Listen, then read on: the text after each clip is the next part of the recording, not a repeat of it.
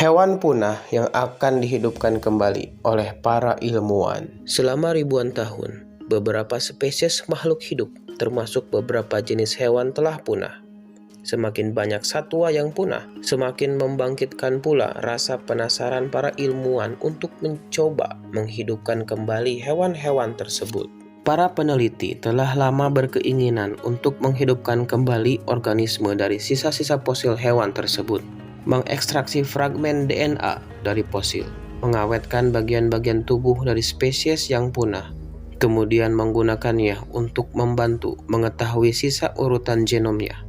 Tengah dilakukan oleh para ilmuwan, hingga akhirnya para ilmuwan mungkin bisa mengkloning hewan yang sudah lama mati.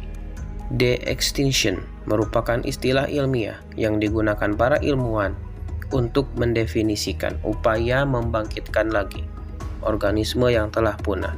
Hal ini sebenarnya terlihat tidak masuk akal. Banyak sekali ilmuwan dari seluruh dunia mencoba untuk melakukan penyempurnaan dalam hal cloning dan rekayasa genetik. Hal ini didorong oleh banyak hal, mulai dari ingin melihat kembali beberapa spesies purba, atau merasa bersalah karena beberapa binatang memang punah karena ulah manusia. 1. Saber-toothed cats.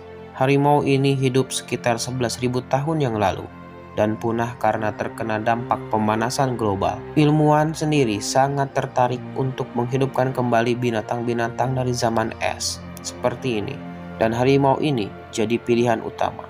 Para ilmuwan akan mengambil sampel DNA untuk cloning dari Delaware Tarfish di Los Angeles yang menyimpan fosil dari makhluk ini.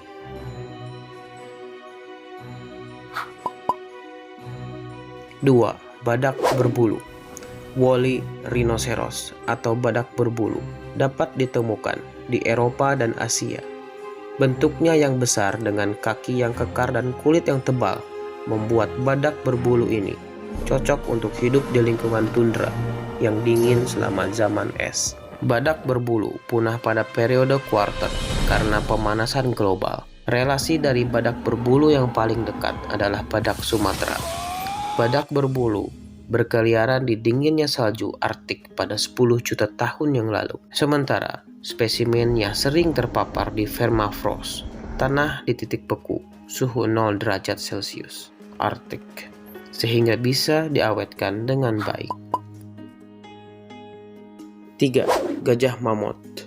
Mamut ini punah di zaman es terakhir ribuan tahun yang lalu.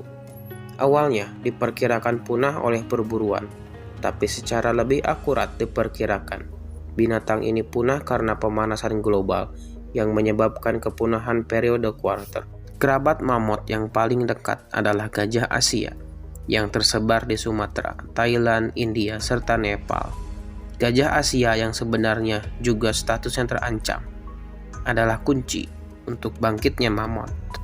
Para arkeolog banyak menemukan fosil-fosil mamut di Arktik, dan para ilmuwan sangat tertarik untuk membuat hibrida gajah mamut. Para ilmuwan gencar untuk melakukan restrukturisasi genom dengan menggunakan DNA gajah Asia dan DNA gajah mamut. Hal ini diharapkan dapat menumbuhkan bayi hibrida dalam rahim gajah buatan. 4. Moa. Moa tidak bisa terbang meski termasuk burung. Tubuhnya besar mirip burung unta, bahkan pernah menjadi yang terbesar di planet. Namun mereka tidak memiliki sayap vestigial. Mereka sudah punah sekitar 600 tahun yang lalu lantaran menjadi buruan brutal.